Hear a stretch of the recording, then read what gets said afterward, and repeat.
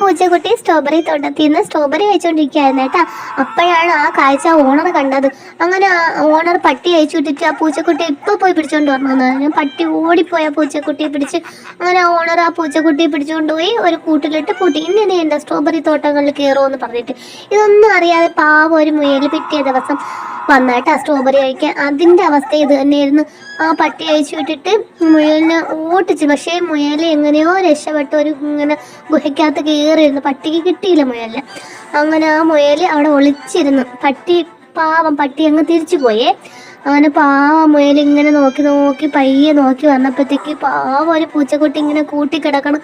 അങ്ങനെ കഷ്ടം. അത് കരഞ്ഞുകൊണ്ട് എന്നെ രക്ഷിക്കണേ എന്ന് പറഞ്ഞ. അങ്ങനെ ഈ മുയൽ ആരും കാണാതെ പൂച്ചക്കുട്ടിയെ തുറന്നു വിട്ടതും അയ്യോ ഓണർ കണ്ട് അയാൾക്ക് ദേഷ്യം വന്നു. അങ്ങനെ പൂച്ചക്കുട്ടിയും മുയലും കൂടെ ഓടി രക്ഷപ്പെടാൻ നോക്കി. പക്ഷേ ഈ പട്ടി പിറകേ ചെന്നു.